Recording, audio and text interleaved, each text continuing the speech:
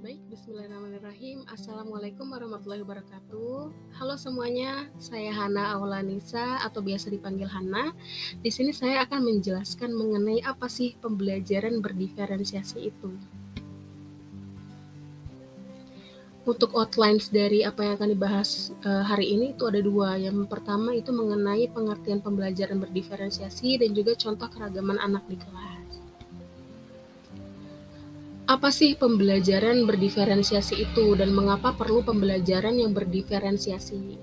Seperti yang kita ketahui bahwa di lapangan kita bisa melihat gitu bahwa peserta didik itu memiliki keberagaman karakteristiknya masing-masing dalam belajar. Ada yang antusias, ada juga yang tidak antusias sama sekali atau tidak peduli gitu ya, atau bosan. Ada yang aktif, ada yang suka bertanya, ada yang suka menanggapi, dan juga ada yang diam saja gitu dalam belajar. Nah, maka dari itu kita sebagai guru perlu memberikan fasilitas atau berperan sebagai fasilitator untuk menanggapi beberapa keberagaman karakteristik tersebut. Salah satunya adalah dengan menggunakan pendekatan pembelajaran yang berdiferensiasi. Pada hakikatnya pendidikan itu kan memegang peran penting bagi perwujudan kemajuan suatu bangsa dan juga suatu negara.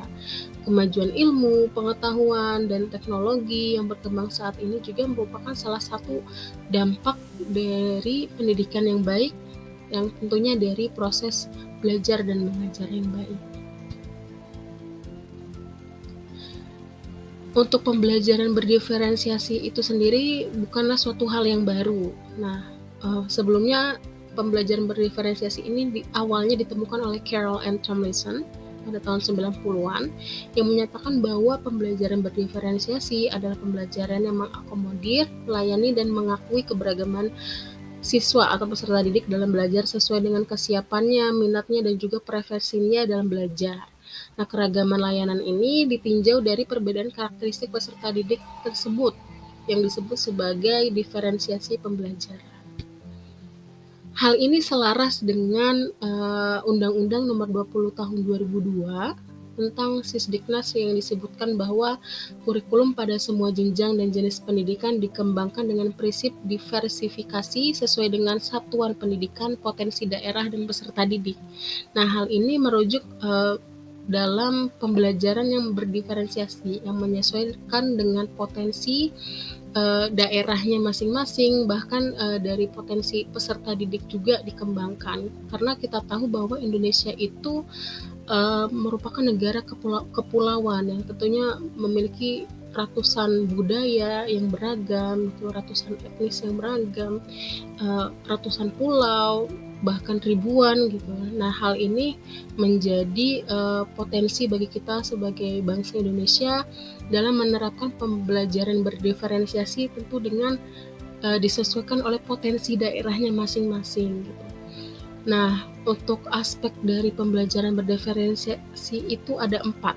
Yang pertama itu ada aspek konten, lalu aspek proses, produk, dan lingkungan belajar. Aspek konten ini adalah aspek yang mau diajarkan, apa yang harus kita persiapkan sebagai guru terhadap materinya, konsepnya yang akan diajarkan kepada peserta didik. Lalu ada aspek proses, yaitu kegiatan yang bermakna yang akan dilakukan peserta didik di dalam kelas. Lalu aspek produk berupa asesmen produk yang dilakukan di bagian akhir untuk mengukur capaian pembelajarannya. Lalu aspek lingkungan belajar seperti suasana kelas yang nyaman. Salah satu contohnya adalah kebersihannya, lalu estetikanya, dan lain sebagainya. Nah, contoh dari keberagaman peserta didik itu ada 10.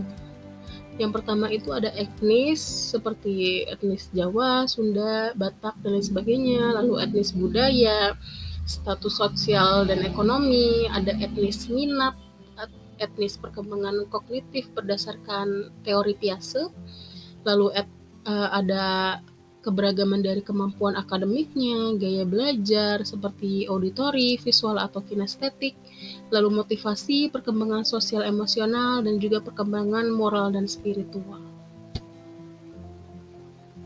Baik, cukup sekian dari saya. Terima kasih atas perhatiannya. Wabillahi taufiq wal hidayah. Wassalamualaikum warahmatullahi wabarakatuh.